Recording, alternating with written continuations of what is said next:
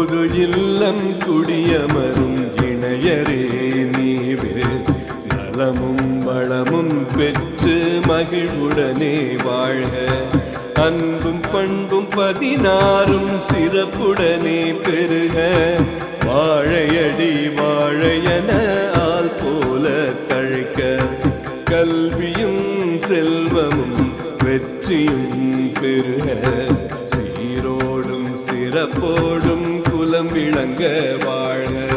இல்லறத்தில் மகிழ்ச்சியும் நீளாயுளும் பெற்று பேரோடும் புகழோடும் வாழ்க வாழ்கவே. இல்லறத்தில் மகிழ்ச்சியும் நீளாயுளும் பெற்று பேரோடும் புகழோடும்